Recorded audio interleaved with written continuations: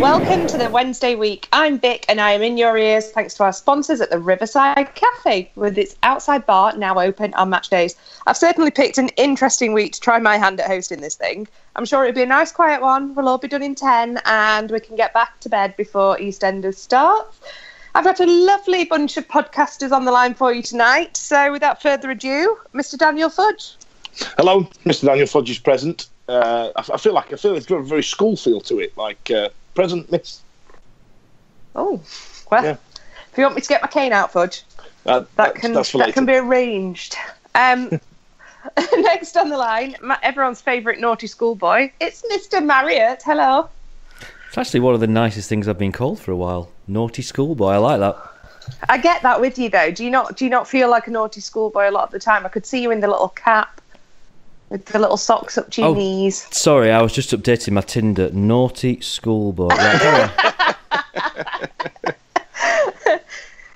Right, Right, so let's kick off with a chat about the Wigan game. To be honest, it's probably not the brightest start to the season we've ever had, is it? I'm still fuming about a certain sending off. James, I'm guessing you were sober enough to remember stuff that happened. You were there? Hit us with it. Well, I mean, it was pretty shit from the away end. What was it like on the radio?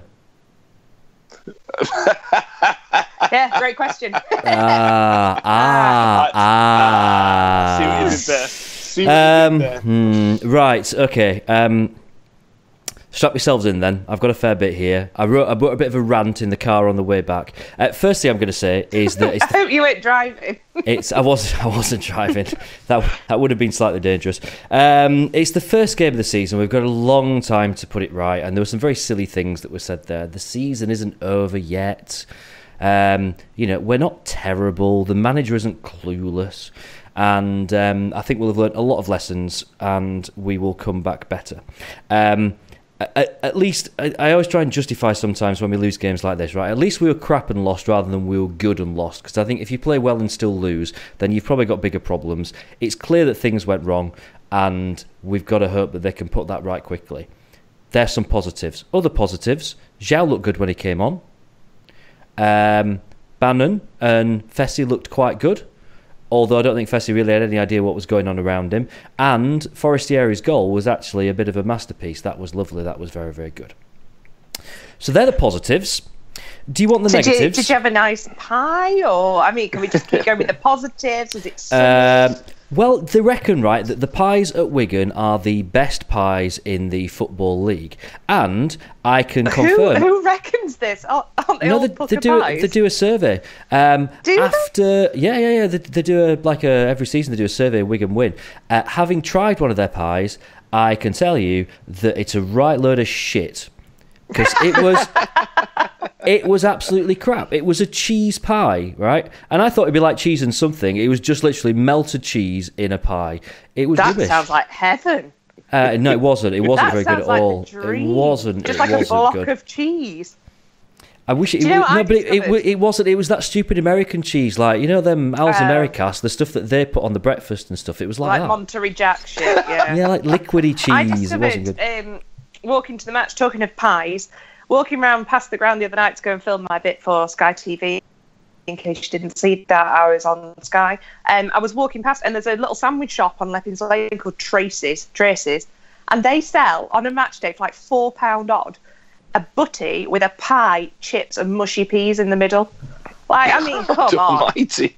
Come on. Yeah, they're supposed to be a thing now, aren't they? Pie butties are a thing. Pie butty. Yeah, but there's a pie butty, then there's like the uber pie butty that comes with chips and mushy peas in the middle. Like, that's just obscene, isn't it? Dear Lord.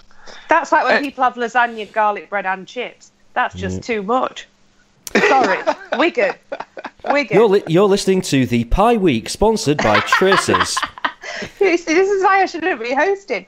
But I mean, am I right in thinking, James, that Hutch was up front?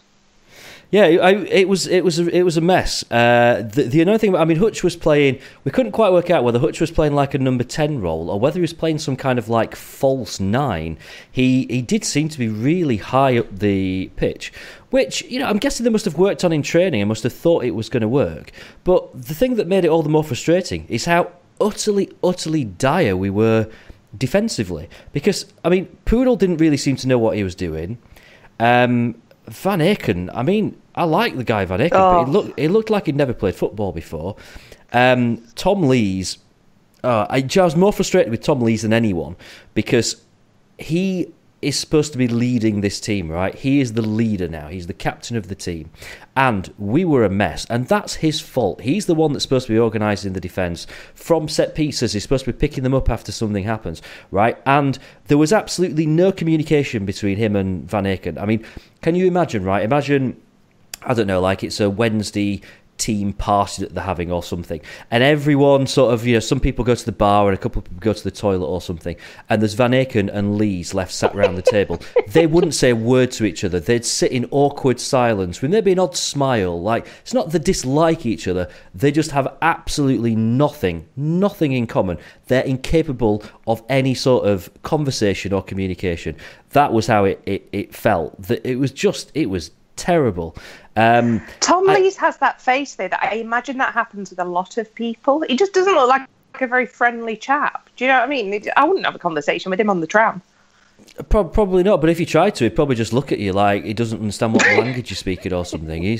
I'm not sure he's capable of communication, let alone leadership. I mean, what? I don't know. That needs looking at. My guess, right, on Saturday was that he went with Dawson as the goalkeeper because he thought that he'd be the one that'd be quite vocal and would organise the defence. Now, that didn't work either. So, you know, if that's kind of what he was going with, that was his theory as to why to go for Dawson over Wildsmith, over Westwood for that matter, there's no way that it works. In actual fact, the answer to all those problems could well have been Hutch, because if you play him in a back three, if you make him the captain, then he might be the one that's shouting and bawling, that organises everything, and the one that can actually defend, because when he moved back to playing in the defence, he looked all right. He nearly got injured, you know, it looked like his game was over, but he picked himself up and he carried on. Or we've got to move Reach back into the middle and make him captain, because it just wasn't right on Saturday, and I can't. I don't know. I can't get across just how soul-destroyingly poor it was. It was as if that was the first game of pre-season, and you'd come away thinking, it doesn't matter, we've got a while to turn it around, we tried something new, it didn't work. That was the first game of the season. Why did we only play 3 pre-season friendlies if it ends up that when the first game of the season proper comes round, we look like we're not ready? That whatever logic there was in only playing 3 proper pre-season games, I don't care about behind closed doors friendlies. They're not the same thing. It didn't work. What a shambles that was. So, James, there was a statistic that came out. I think it was from the EFL account itself that said shots on goal over the weekend, and Wigan topped it with 21 shots on goal. Now, is that because we were playing quite defensively and trying to keep them out, and a lot of them they went awry and they were trying from anywhere? Is it because they were playing attacking, or is it because we sat back or just let them in and we were shambles?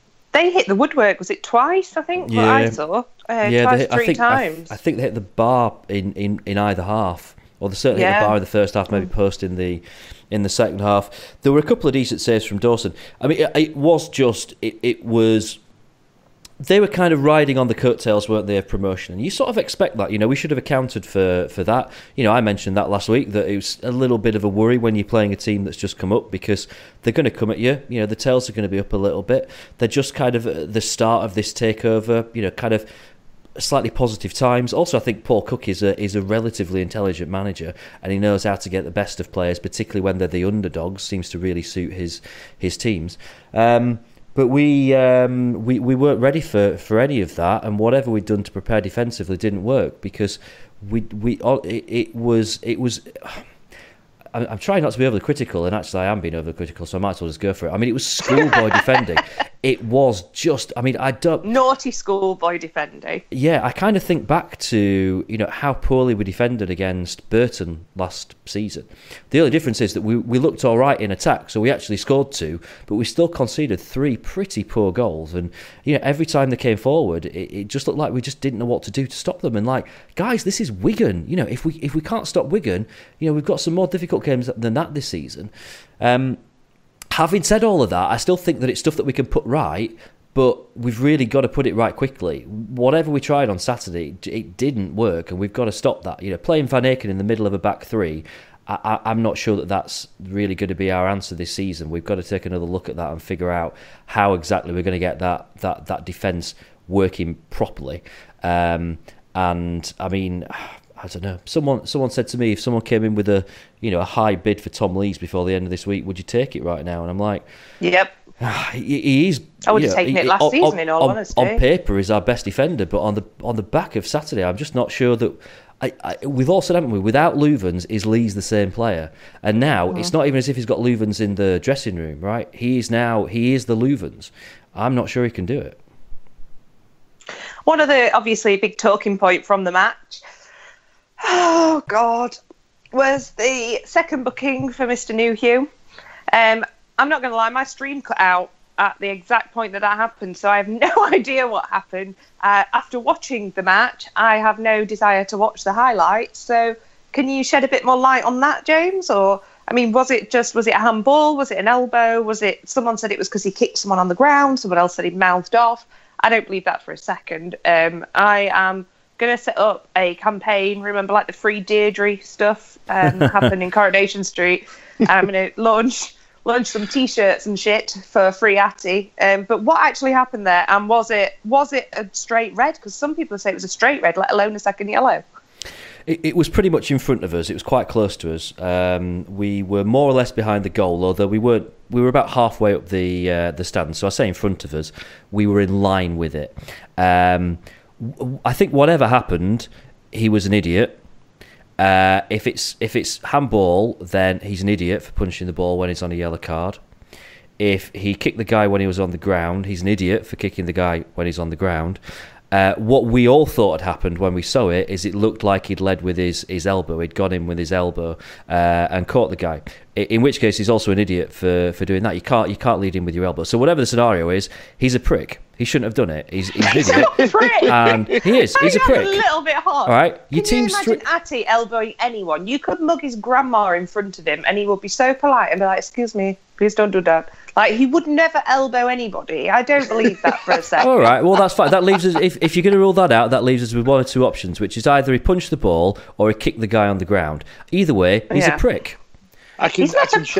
Just for the next week, I'm afraid to tell you, Vic, that officially, and this is, we are now passing the Wednesday week judgment, Atinu is a prick. All right? What a stupid thing to do. Your team's 3-2 down, right, going into injury time. However crap we were, we were in with a chance of getting that fluky, last kick of the game equaliser. So your star striker, what does he do? He goes and gets himself sent off. What a prick. Okay. Brilliant. I can shed some light on this for you, by the way. Go on then, Fudge. He did get the second booking was because he led with the elbow. That's what it was. The first one. He wasn't Chris Morgan in it, though, was he? I mean, he was just. If I'm honest, I thought it was. Your elbow. Yeah, I thought it was harsh, but rules is rules. Do you know what I mean? And that's it. And I won't go as far as calling him a prick, but it was a silly thing to do. It doesn't make him like a permanent prick.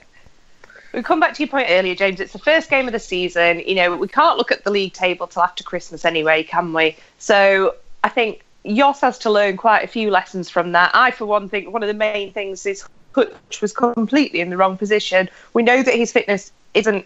I mean, his fitness is up there, but his injury proneness is one of the top levels at the football club. Why put him in a position that's out of position, that's going to make him be running more, be possibly attacked more? I think, like you said, he should be in the back three. He should be playing defensive midfield. He should be sweeping.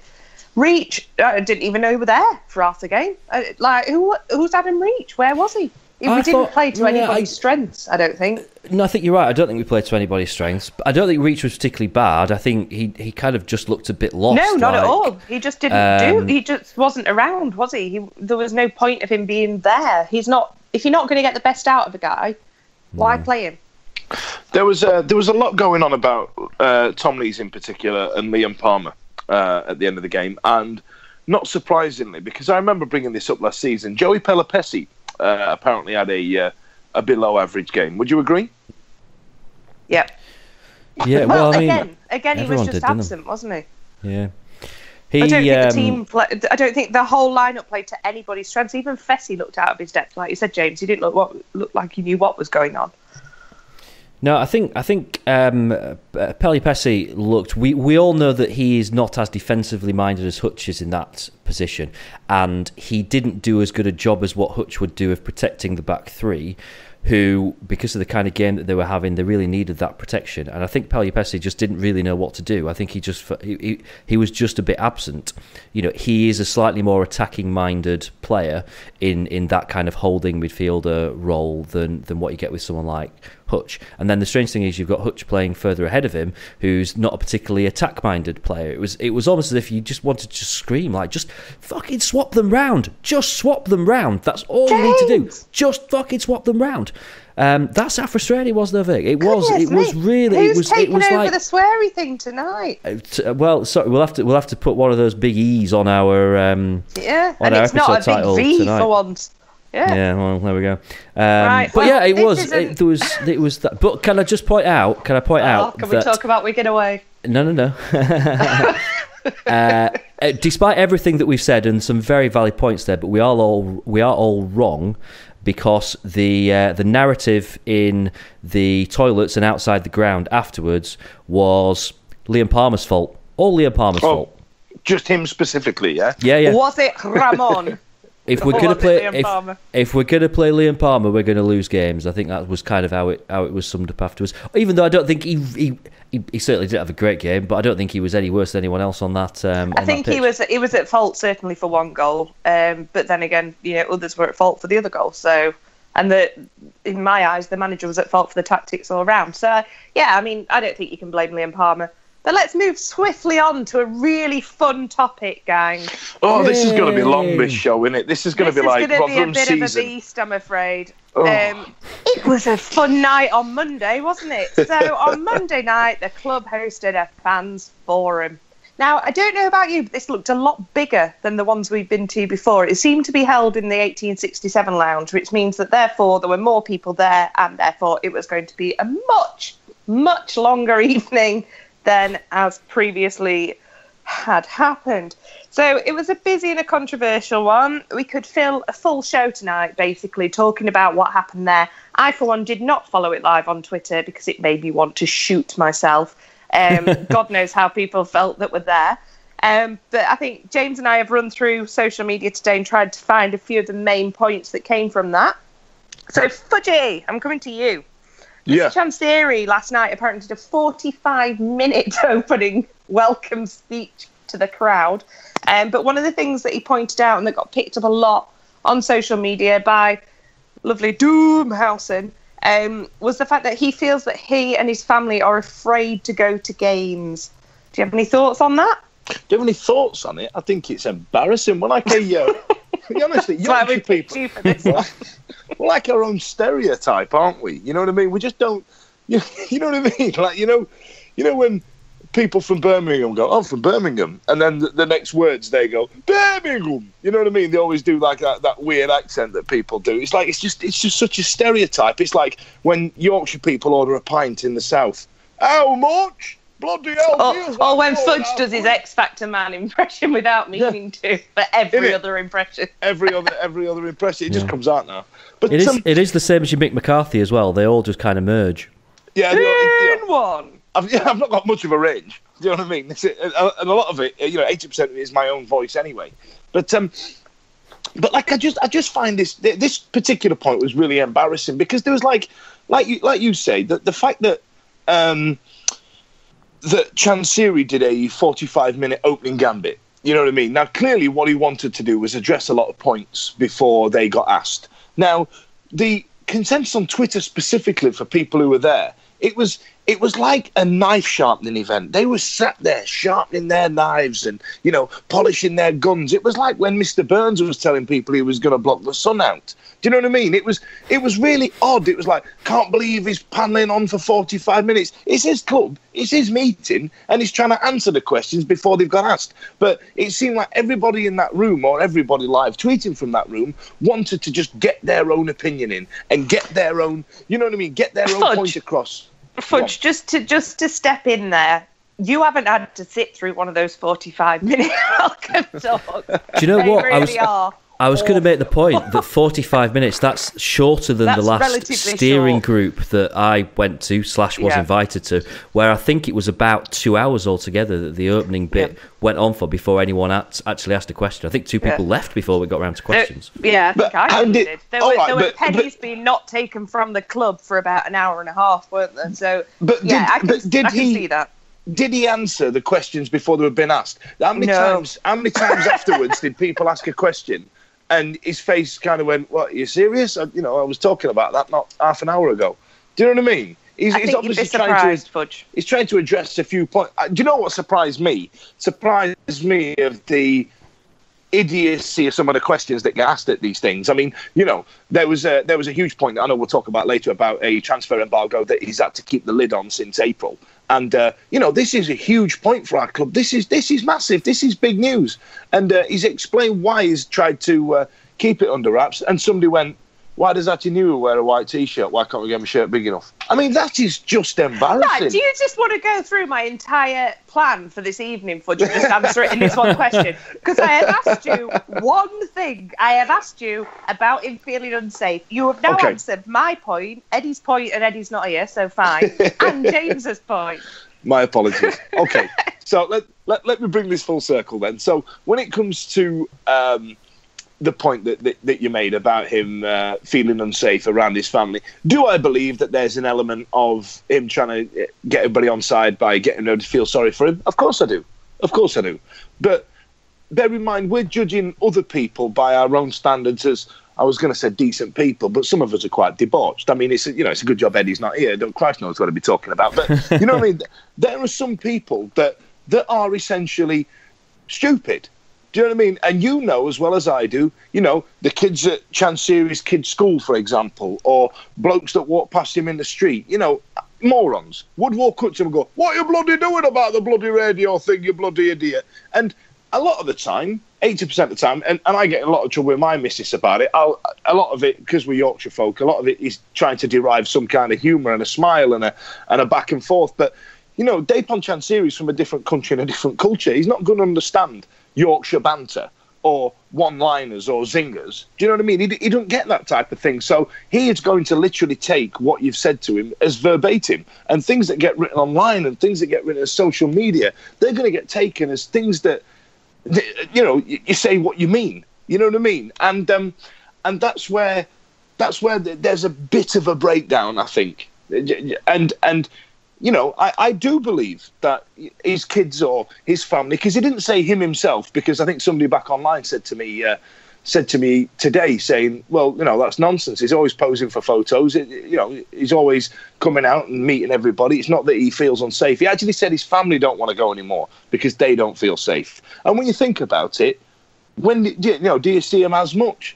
I mean, there's going to be some personal circumstances. There was a lovely family photo outside Wigan on Saturday, Fudge, so take that with a pinch of salt. Maybe they were just there for the pies. Maybe that's why they went on Saturday. They've heard about the lovely cheese pie, or, whatever. They've got one in Wigan called a Babi's Yed, which has got a dimple on the bottom. It's like an upside-down pie, and it's got a dimple in it like a newborn baby's skull. But, that's not very interesting. Ooh. But you've got to be careful about these sort of things and the things you're saying, especially the things you're saying on social media, for example, and the way, I mean, somebody set up this account, I can't remember, I think Lord Hillsborough's been having a tear up with it the last few days, where, the text is half written in capitals and misspelled. I mean, it's clearly a parody account, but for some reason, some people have engaged with it, and I find that quite funny. But he's not going to understand that level of what we call humour.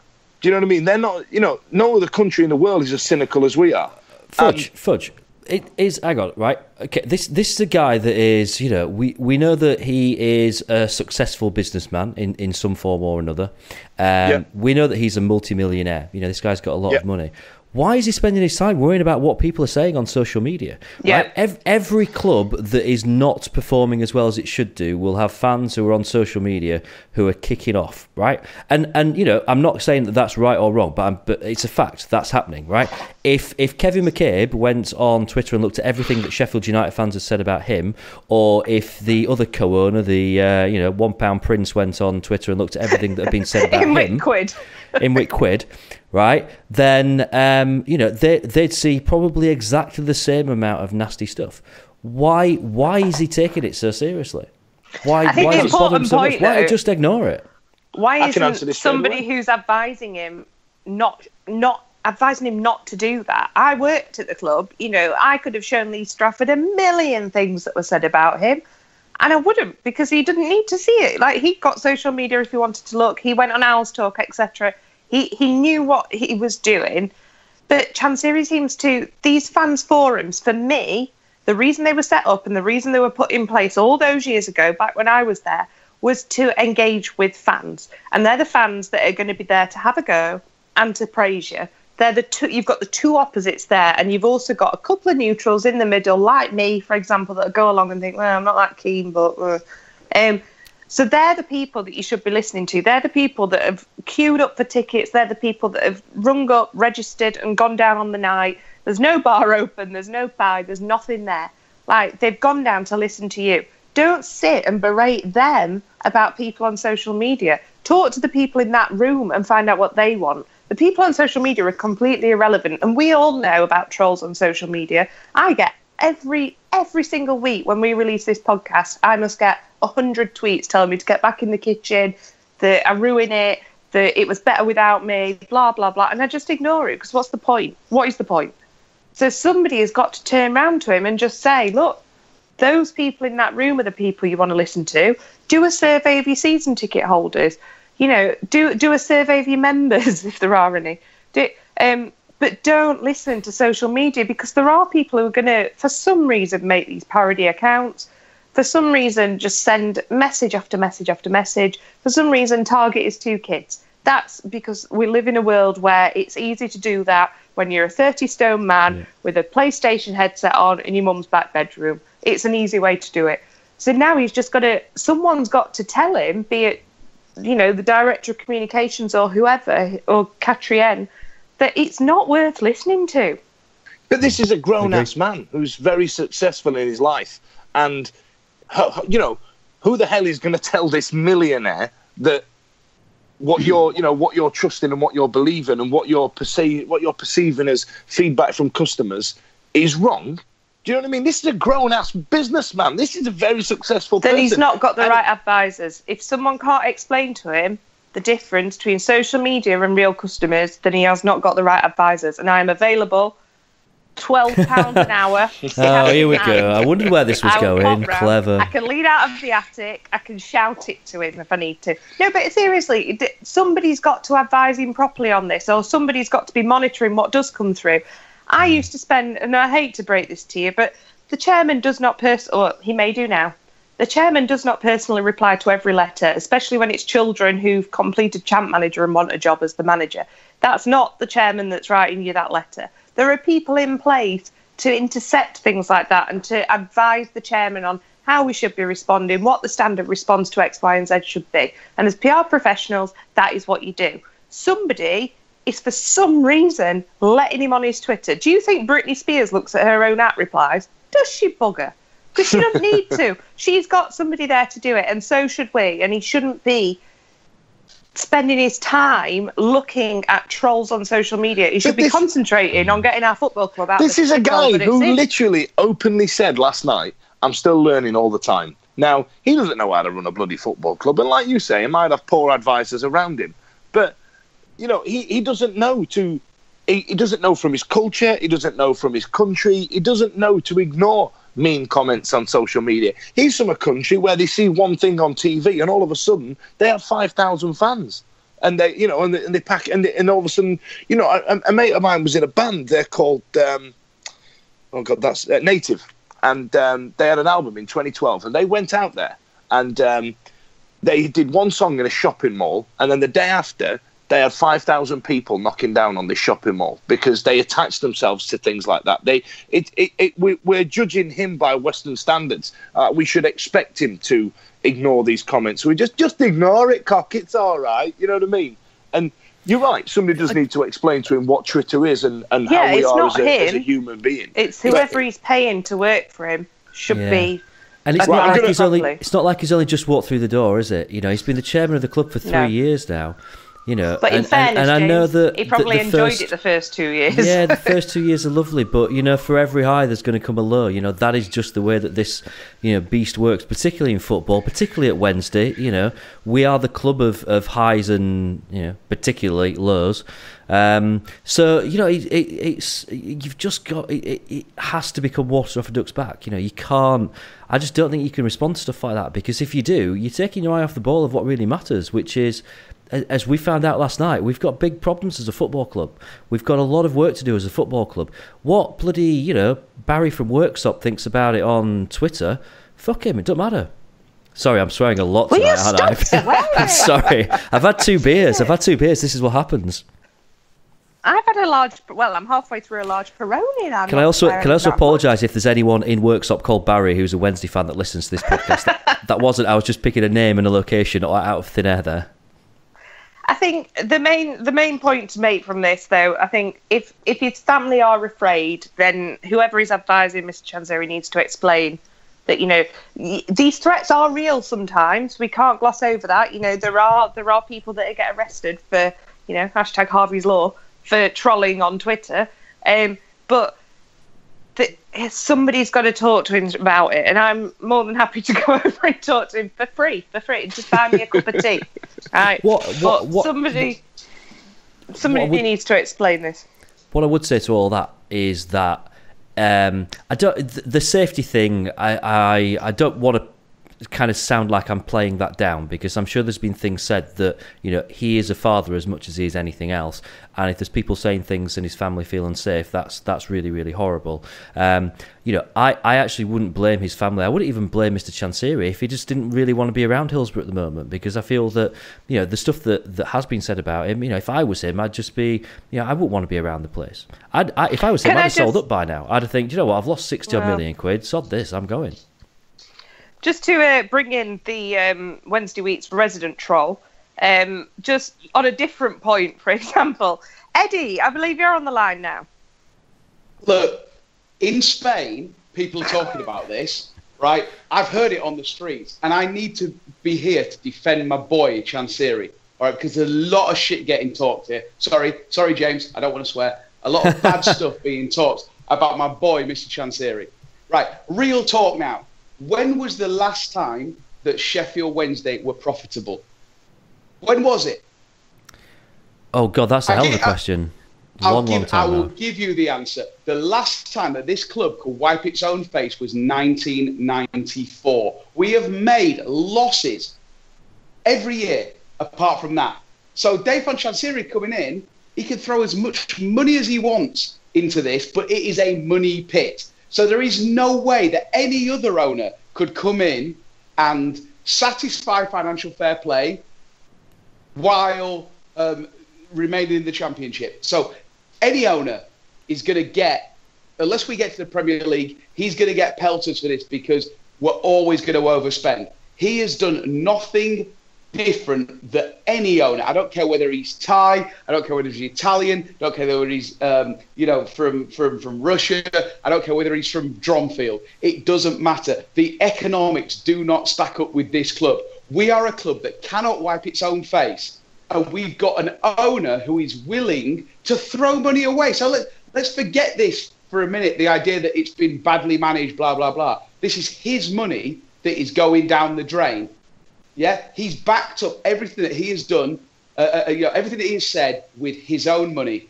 And their losses, the losses that we have made, are going to, he's covered them time and time again. He might walk away and we might be 20 million, 30 million pound in debt, which was exactly pretty much how Milan Mandaric found us. But there is no way that this club can make money without being in the Premier League. And that goes for Derby, and it goes for Forest, and it goes for Leeds United. It goes for every other club in the division that we are in, because we're all chasing that dream. The structure of football is broken. And for us as fans to turn around and say to Dave von Chancery, you've made bad decisions and we're losing money because of your bad decisions, it's myopic. It is clueless. It betrays a complete lack of knowledge of the way that football works. I will absolutely stand shoulder to shoulder with everybody and say he's made some bad PR decisions. Stuff like the membership, stuff like, the getting rid of the strike. Whoa. Hold on a minute. I've got a script here and we are sticking to it. I've already had Fudge botch it up and I'm not having you. Right? Spanish. Right? Go on. So, moving swiftly on. Last night, I don't know if we've mentioned this yet, but it did become apparent that we have been subject to a transfer embargo since April. We all kind of guessed it, but James, our resident FFP expert, were we really expecting it? Is it something that you're going to go into more detail with over the next, say, week or so? Well, probably no surprise that FFP special number 4 is in the working at the moment off the back of some of the stuff that was talked about at the forum. I don't think anyone was particularly surprised to find out that we're under an embargo of whatever description, and it was a little vague as to exactly what kind of embargo that is, because I don't think it's a official EFL transfer embargo in the way that we kind of think of them, because of the way that they can kind of do this informal kind of temporary embargo on you rather than giving you the proper kind of full season long embargo. So it's all a bit messy. What surprised me a little bit is the fact that it's been in place since April, because obviously you can't buy players in April anyway, but what it did mean from April onwards is that we've not been able to renew any players' contracts until literally their contract had run out, which sort of explained a little bit about why it was all a bit strange with who was going to be offered new contracts and stuff at the back end of last season. There's a bit of uncertainty there. Some players obviously left and whatnot, so that kind of fitted together, although it was a little bit of a surprise. The other headlines that, and I wasn't there at the fans forum, but from what I've got from what people tweeted about, and by the way, there were some fans that did a brilliant job of live tweeting, and I've not kind of made enough notes to know who they are, but thank you to everyone that did that, because you did a really, really great job.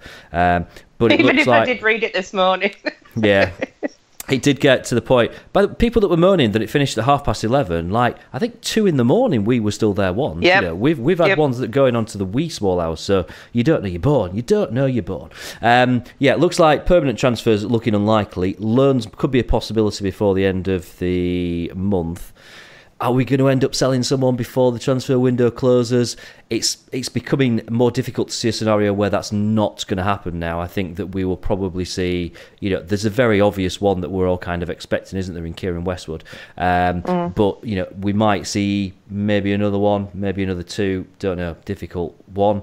There was this line as well, wasn't there, where he said, Mr. Chancery said that he can sort financial fair play this season, but if we don't get promoted this season, next season is very bad, and I think that's the word that he said, that it's very bad, but didn't kind of elaborate on that. So I kind of want to, what I want to do with the financial fair play podcast number 4 when we do that is figure out exactly what that means, because is that like, bad, we can't buy any players, we're under an embargo, bad?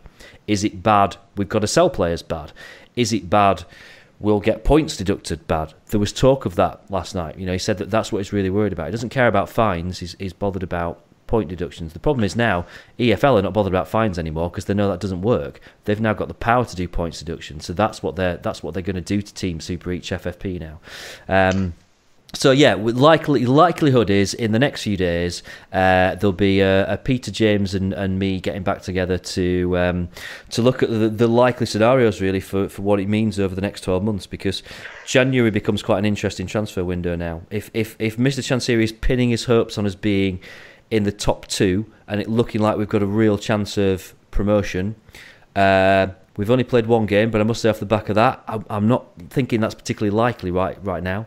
Maybe it means that in January, those players that are worth obviously more now than they would be in a year from now when the contracts are more or less up.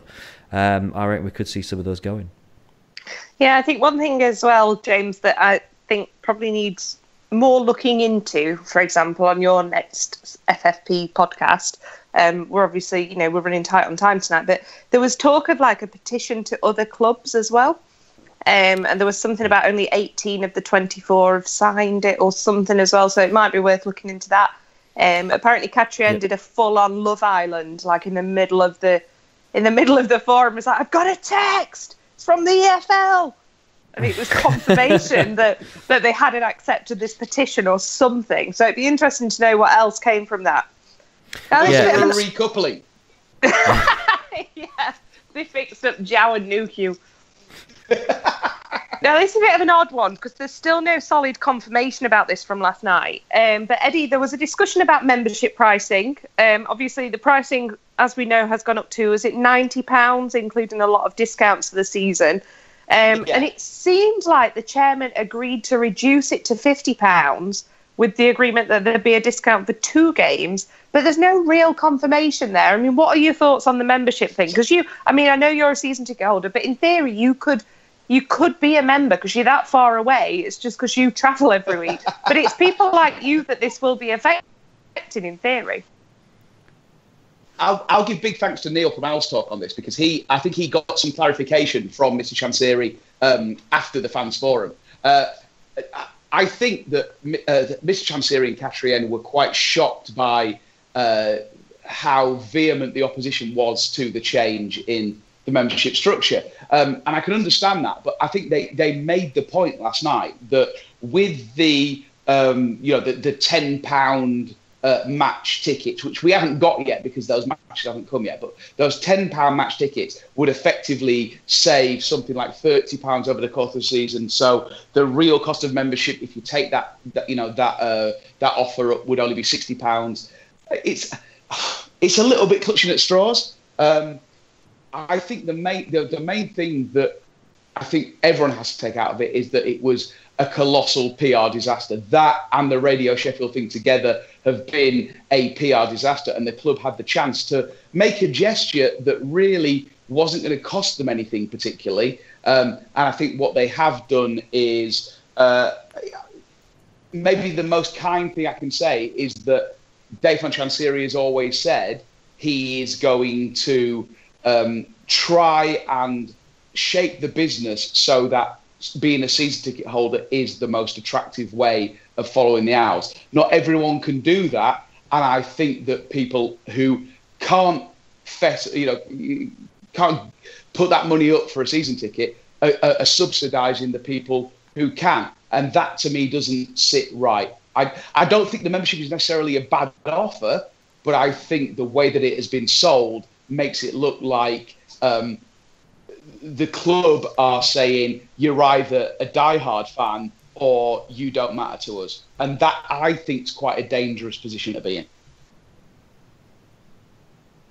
I'd agree with that. I think, it does seem like a bit of, like you said, like it is a subsidising situation. Like, all right, then you can't afford a season ticket, but we'll charge you a fifth of a season ticket because we aren't getting as many season tickets. So it doesn't really add up, does it? I think I know that, God, how many years ago is it now? 10 years ago, I worked bloody hard to reinstate the membership scheme.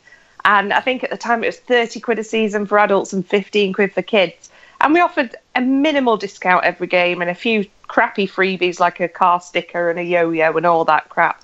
But it seemed to work and it took off again. And I think it's kind of lost its point now. Because at the time, the research that I didn't, like I said, it's 10 years ago, it could be completely different now. But research showed that members were people who lived a long way away, who couldn't necessarily get to games, but wanted to still give money to the club, be involved in the club and still get the card, still get some sort of, I'm a Sheffield Wednesday fan, I don't just not listen on Radio Sheffield. And now it just feels like you said, it's a discount scheme. And that wasn't really the whole point of it before. So I'd be interested to know why that suddenly changed over the last 10 years. Because Fudge. A lot of members before used to be away, lived abroad or lived like Fudge, down south, and wanted to be a member to be part of the club. How do you feel about it, Fudge, in terms of being a long time absent Sheffielder? How has this affected you? Is it something that you would have always done just as a matter of course?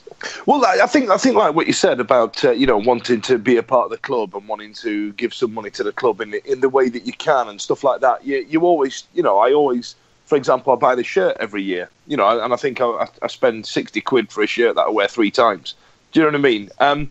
But it's wanting to be a part of it. But with the membership scheme, the benefits you get as a expat, as it were, don't seem to benefit me as much. I haven't got the ability to do a 350 round trip to go and buy a mug with Davy Jones's face on it, stood next to Milan Mandaric for £4 and get a discount on that. Everyone has the time to do that trip. I drive 100 miles every day for that. But somebody uploaded a video, I think it was last year, of Liverpool's club shop. I use that as an example because the thing that you get a discount in the shop, but not on the replica kit. For some reason, Dapon's really, really precious about this kit, and he's really defensive about it.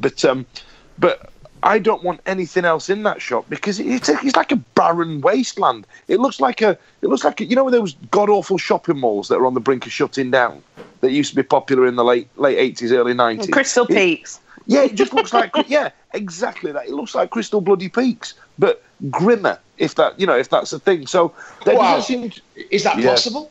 Well, it's a thing. but the benefits that you get as a member don't benefit me enough personally for me to justify 90 quid, if that makes sense. And that's what I mean. Like I said, I would love to know the difference now. I'd love to know how many people are members and live in Sheffield. Obviously, the prices have gone up, so that may therefore have changed the amount of people that are just members, not season ticket holders, or not just, do you know what I mean? But I don't know. For me, it's a very odd one. But anyway, moving on to the final bit of the evening last night, or, well, Monday night, as it is. So for me, the most important part of the evening was the fact that New Hugh's shirt apparently does fit. He just likes to wear a T-shirt underneath it, which for me is fine. Yeah, that is fine. Look, and like Atty, I'll speak from the perspective of someone who's been in Spain for 3 days now. I've got my Wednesday shirt with me. I've worn it out to the shops twice.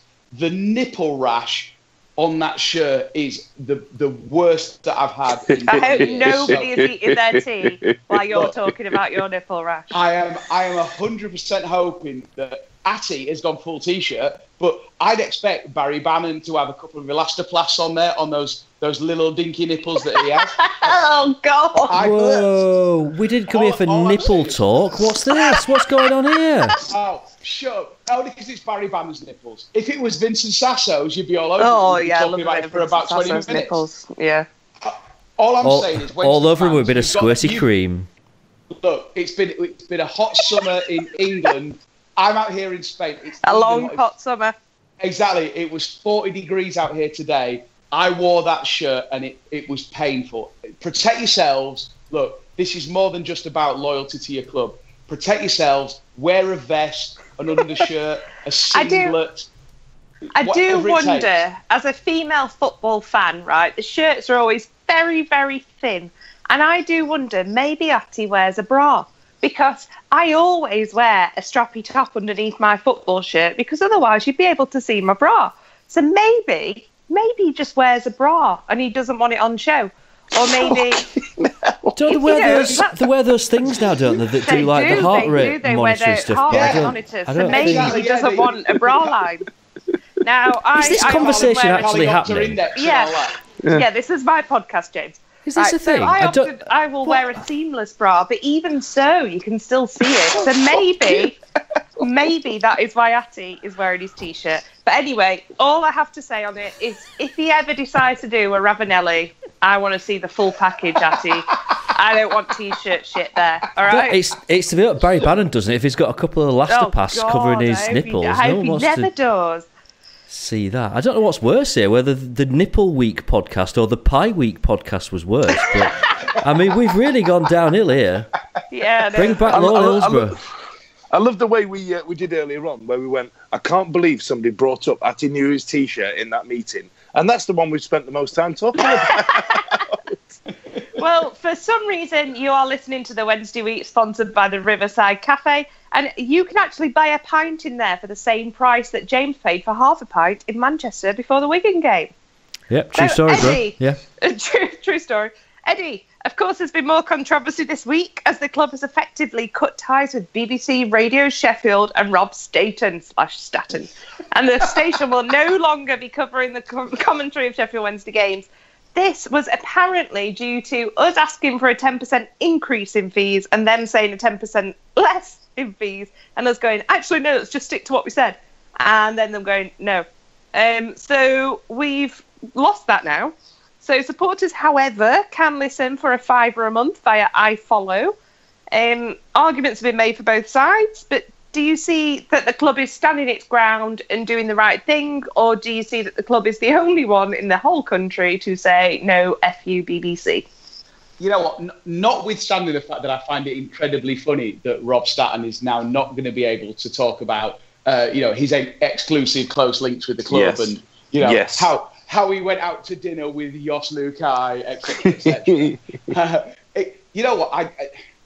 There's a part of me that says, again, it's a PR disaster. Even though, if we're really honest here, we only listen to Radio Sheffield because it's the easiest option as opposed to the only option. So £4.50 a month. I'm an iFollow customer, and I was in Spain on Saturday, and I listened. It's not Rob O'Neill anymore, is it? Has Rob gone now? Have we got some? Yeah, it's a guy off TalkSport. Yeah. And John Pearson, Rob's on holiday for a week. He is back next week. Ah, right. Okay, so he's brilliant. back to doing it normally. So they've sold it us as like you're getting a TalkSport presenter, but it's only for 1 week. I like Rob. I think Rob's great, and I think I like Rob O'Neill. Him and JP are as good a commentating tandem as you'll get. So for £4.50 a month, which is a pint these days, especially if you're going over to Wigan away, I think you get a high quality product, and I think I like it more because they're not now having to disappear off to find out what's happening at Oakwell or to talk about Chesterfield, blah blah blah blah blah. So it's a Wednesday focused product.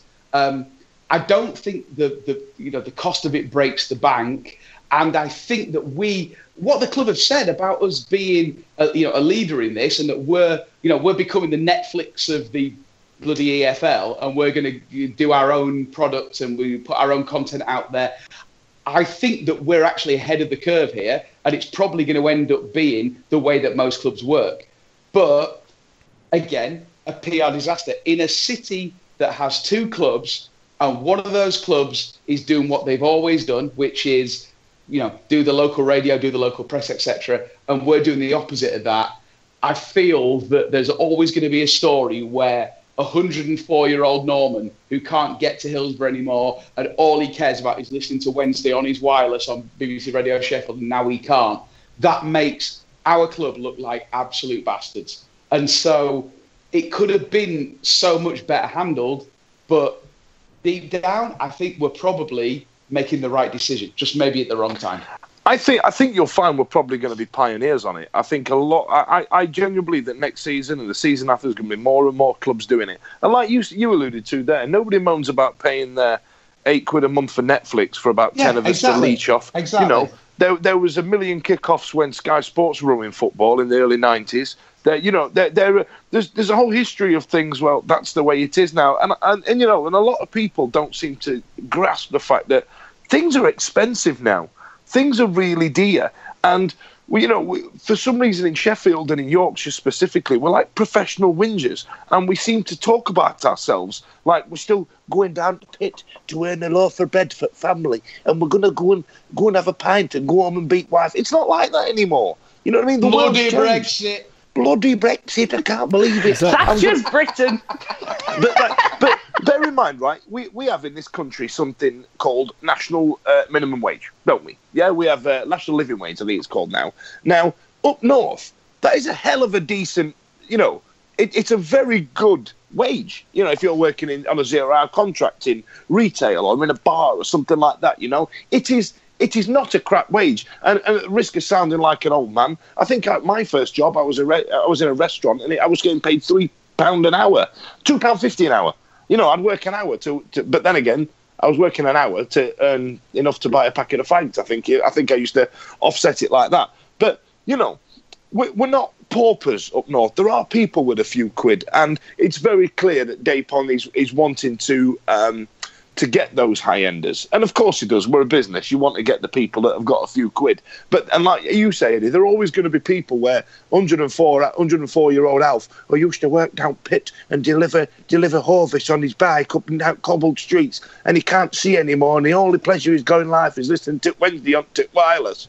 Do you know what I mean? There's always going to be those stories. But there's always going to be those stories of people who can't afford Netflix. There's always going to be... And I think that I love that the club have stuck to the guns. I do believe that there is a PR opportunity for us to do something about it in terms of iFollow or something like that. There is. But I think this is the sign of things to come. And unfortunately for Alf, we're the first club to have done it. But is it a point about... you talk about things being expensive. I'm not necessarily sure whether this is an issue about cost as such. And I mean, I feel like I talked more about this on Saturday than anything else. And you know, my listening to you two guys there, and I agree with a lot of what you said. My mate John, who you all know, will be absolutely screaming and shouting as he listens to this, because he is super, super passionate about this and so annoyed about this this decision. So I'm playing devil's advocate a little bit in saying this, because, you know, I don't necessarily disagree with what you said. I think that, you know, we are seeing a glimpse of the future here, and, you know, SWFM, SWFC, watch this space, let's see what happens. You know, but the point is that it's not necessarily for an older person, older fan who maybe can't get to games anymore, particularly away games. It's not really an option for them.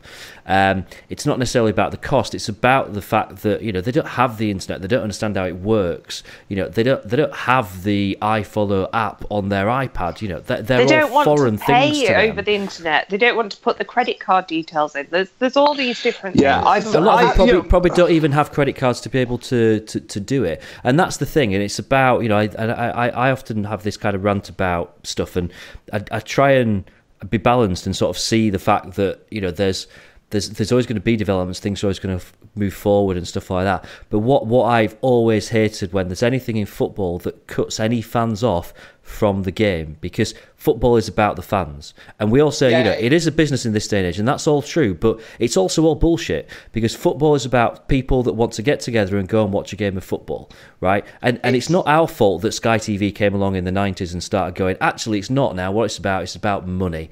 That's all it is. It's about money. And it's just from there, it's just gone, you know, along this path that now gets us to the point whereby we think it's all right for people to be cut off from the game that they know and love, and it's all right for them to not have the commentary if they can't afford it, or it's all right for them to not have the commentary if they don't happen to be, you know, technologically gifted enough to be able to do it. We're conditioned by the circumstances that we live in, and in a lot of ways that is wrong.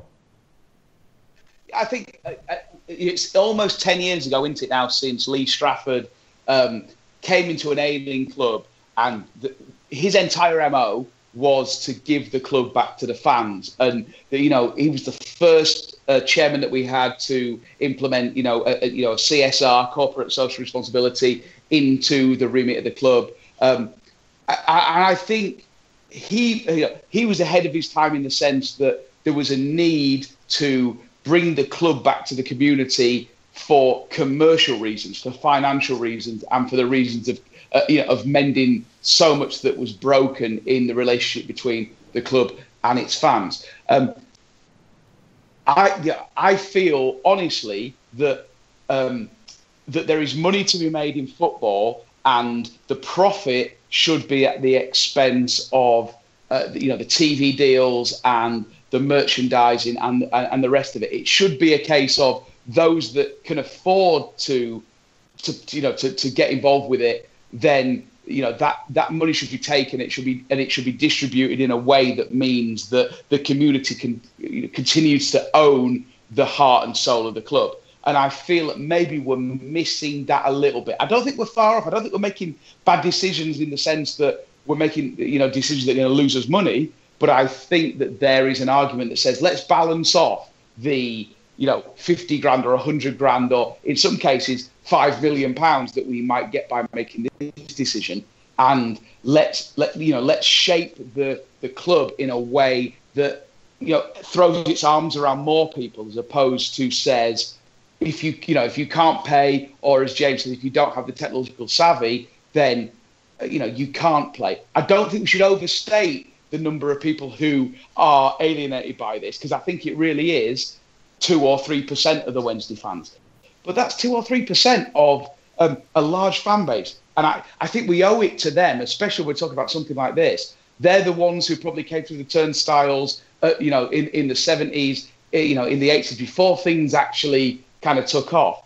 And I think we do kind of owe it to them a little bit to give them the fandom that they always had, until the point that they no longer are relevant. I get that, Eddie. I understand that. I think there's a lot to be said for that. But on the other flip side, it's Catherine May's famous speech when she was at Charlton. Here is a guy who's come in with his own money to try and rescue a football club, and he's spending his own money. And in a world where you've got vastly inflated prices, £6 million for Gary Medine comes to mind and stuff like that. But we still own it as a fan base. It's ours. It's us. We are customers at the end of the day, and we don't own the club, and it's our choice whether we choose to follow it or not. I mean, I'm playing devil's advocate. Don't get me wrong. I don't truly believe that, but from the perception of somebody who's coming in and putting his, opening his own wallet, he can do what he wants. No.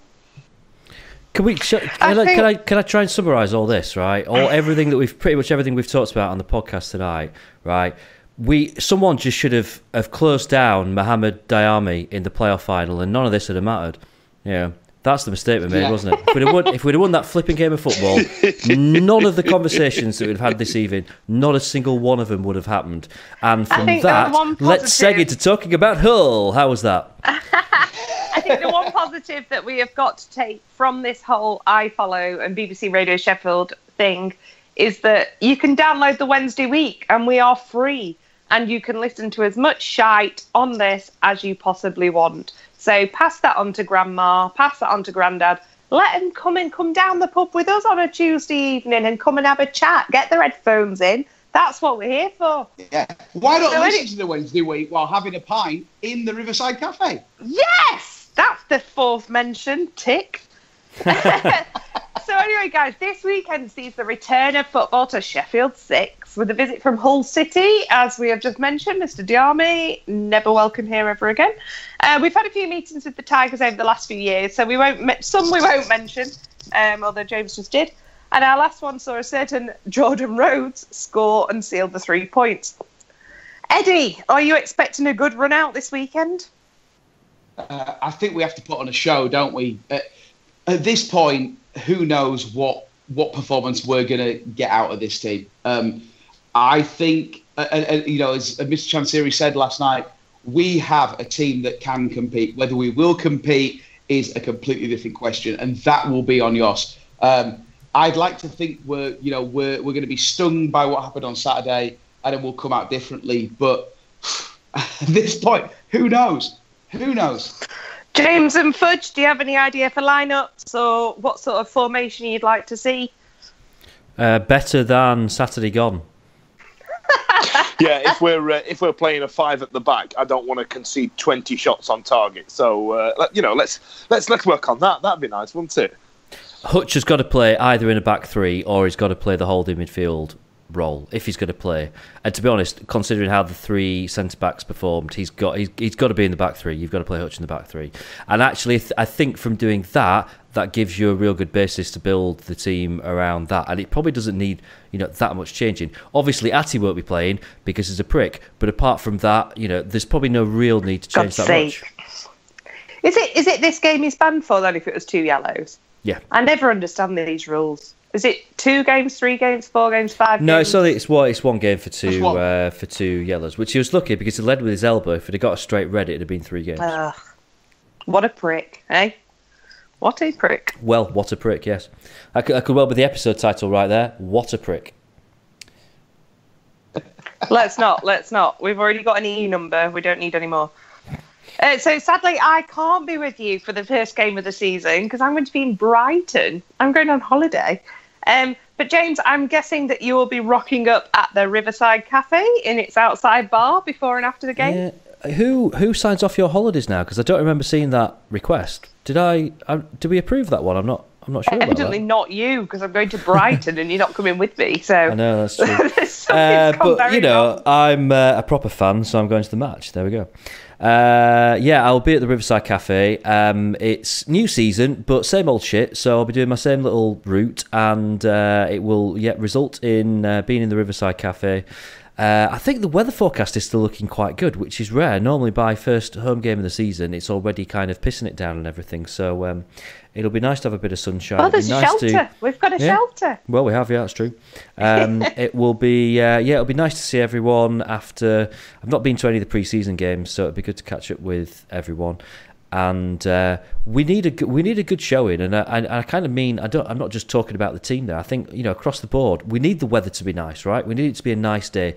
We need the fans to turn out in their droves. We need them to just inject a bit of positivity into the place. And I know that there's a lot of reasons to be negative right now, but you've got a choice, haven't you? You can either go and just be a bit whingy about it, or go and just enjoy it. I hear on the grapevine there might be a couple of new beers available, possibly, in the stands, which for most people will mean nothing because I'm talking about good beers, not shit beers. For people is it Carling? Enjoy. Is it Carling and Heineken? I think they'll still have crappy Fosters and all that stuff will still be there, but there might be a couple of new options. And let's just have a damn good day. We're okay, Fudge. We're okay. And it always feels that little bit sweeter, doesn't it, beating Hull, because it's them. Yeah, the bastards. So every week, just to round this off now, we go out to Twitter and we put out and ask for questions. So James, from various sources this week, we've had a question for you. So if you would like to tell me your name, your age, where you come from, and how to find you on Twitter, and then answer the following question, I would appreciate it. So as a possible talking point, should Sheffield Wednesday look at renaming the stadium for extra revenue? Okay, well, my name is James W. Marriott. You can discuss among yourselves what the W stands for if you want to. Winston. It doesn't stand for Winston. I hope it is Winston. No. You'll never guess it in a million years. Believe you me. Wayne. No. Oh no! I know this. Why can't I remember this? You saw my passport. You booked me to go on holiday with you. You know exactly what my middle name is, and you can't remember. In fact, I think at some point I sent you a photograph of my passport for you to book the holiday. It's in your phone. Anyway, you can get me on Twitter at James Marriott. This is an interesting question because it's one that has been doing the rounds quite a bit on social media since last night, because this subject came up at the fans forum, and DC said that he's not particularly interested in going down that route at the moment. He doesn't really want to. The sad fact of the matter is that the amount of money that is involved in stadium sponsorship is not very much compared to the size of the potential hole that we've got to fill financially. So let's say, and I'm plucking this number I'm saying from thin air, but a slightly educated sort of thin air here in terms of the prep we've been doing for the next Financial Fair Play podcast. But if we're looking at a hole of about 10 to 12 million pounds that we've got to fill, stadium announcing rights, Huddersfield get around £300,000 a year in the Premier League. So we're going to be looking at, you could maybe say it's a bigger stadium, it's maybe worth more. We can only put in what the EFL will let us, so we're maybe looking at up to £500,000. It doesn't make that big a dint, really. So, by all means, we should look at it. Sorry to interrupt, James. My apologies. I'm pretty sure, didn't Mike Ashley rename St James's Park and generate 10 million quid? Yeah, I mean... Didn't that happen? you can do it over a number of years. So that was the headline, pre-financial fair play, wasn't it? The headline can be it's a £10 million deal, but obviously it's been called the whatever it's called. What is it called? Is it the sports soccer? The Sports Direct Arena. Sports Direct Arena. Yeah. But actually, into the accounts, you can only put something like £1.5 million a year. So Derby did it where it was a £7 million deal to rename Pride Park the iPro Stadium, but it was over 10 years. They were putting $700,000 a year into it, and they ended up cancelling it because iPro didn't actually pay the bills or something along those lines. It just didn't happen. So you can't really fudge the system. It would be great to think that he could say, right, I'm sponsoring the stadium, £10 million I'm paying for it, goes into the coffers. They just won't let you do it. The EFL will say, sorry, the market value for that is about 250 to 500 grand. So that's all you're allowed to put in your accounts for it. So it's a slightly futile exercise, but it might be the difference between us breaching FFP and not. So let's say that we get 95% of the way there in terms of raising the revenue that we need to, and we need that bit to get us over the line, in which case by all means we should do it. But I don't know whether or not it's really that big a worry. We've talked about it before, haven't we, as well, about the fact that everyone will still call it Hillsborough, but then again, are we tainted by the name of Hillsborough? We've discussed that before at great length. But anyway, Fudge, what is your name? Where do you come from? What is your Twitter handle? And from Rob Harris on Twitter, is our biggest downfall not using the loan market well enough and just thinking, oh, well, we'll buy him instead? Because a lot of championship clubs that have had success have actually got a couple of good quality loan signings on the books that they'll be paying little, if no wages for. If you'd have asked me this a year ago, I'd have gone, no, that's ridiculous. I like the way we're buying a squad and we're assembling one together and we're going to get camaraderie and not just these fly-by-night mercenaries and yada, yada, yada. However, that was so 2017, Dan Fudge. Do you know what I mean? A year later, yes, I think we did underuse it. We had an opportunity where we could have used it and we didn't. And reality has come and bit us in the arse. And if you want to see more of my, fruitful, slightly racist probably swear words, come and see me on Twitter at Dan Fudge. And yes, we did underuse the loan market. Wonderful. Okay, so I'm Victoria1867 on Twitter if you want to find me. And I've had a message from Paul Newby that says, do you think it's time that we went back to these big earners and asked them to take a pay cut? Abdi needs to be on a pay-as-you-play until he can prove his fitness. What I mean is the players who say they have the club at heart should be doing more to help the situation. Absolutely bloody not. If your boss turned round to you tomorrow and said, Paul, company's in trouble, I'm going to slash your wages down to the national living wage, is that okay? You'd be like, no, fam, I've got a mortgage to pay. Like, not going to happen. No, we can't be doing that. I agree with the Abdi thing, but I think that comes from much higher up in the club. I think that should have been dealt with the first injury, let alone the 12th. But I don't think we can be asking players to take a pay cut. And I also don't think that is a sign of a loyal player. I think that footballers now, yes, okay, they earn shitloads of money, but we all buy a season ticket, we all buy a shirt, and we all pay for Sky Sports, so stop moaning. But they earn a lot of money, but they do have a very, very limited, like probably 10, 15-year window if they're lucky to earn that money. And after that, they're just Mickey Gray on Sky Sports News, aren't they? So I don't think we should be asking players to take a pay cut. I do think that in future we should possibly be looking at pay-as-you-play deals, and I do think that is something that Catrian should be looking at. But if they're contracted, they're contracted. There's nothing you can do about it.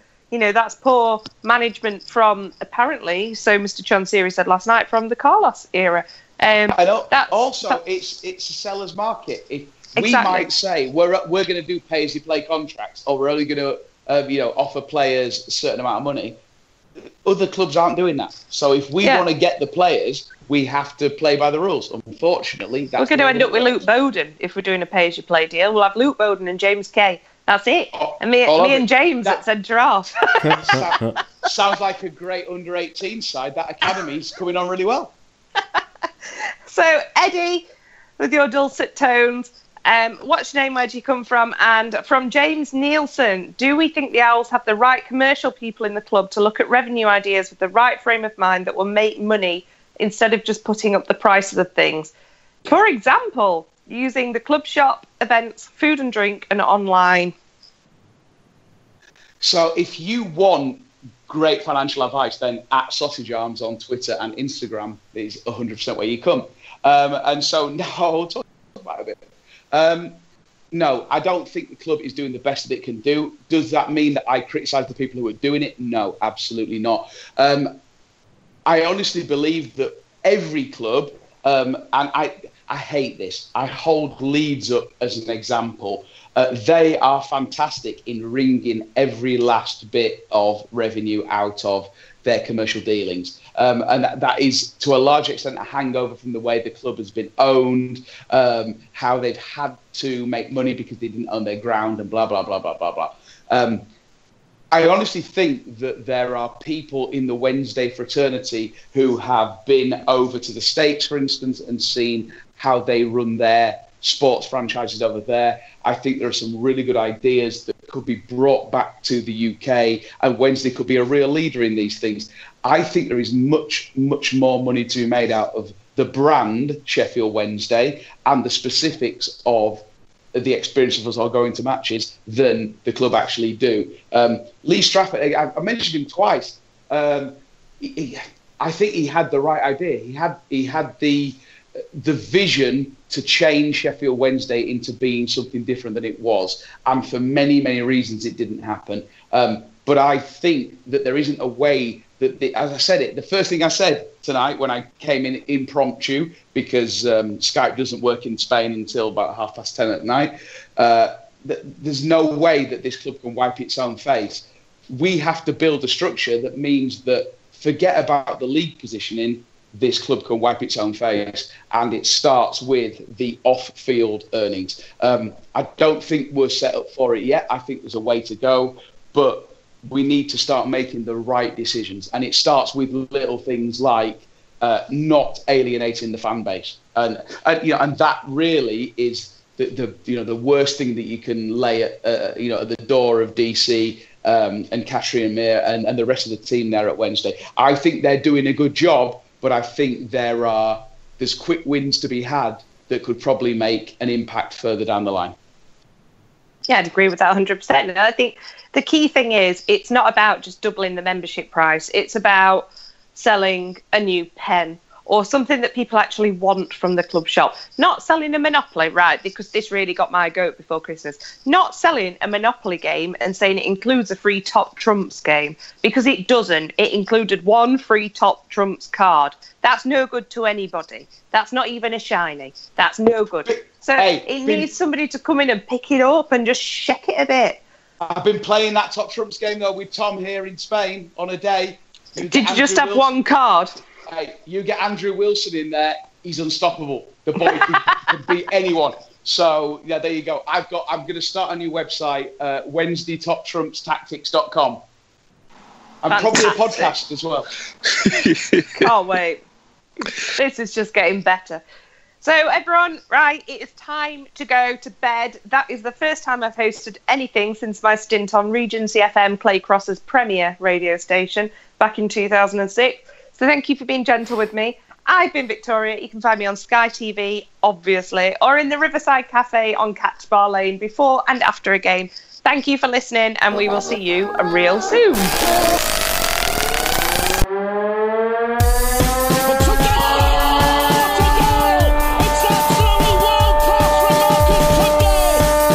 Chance here.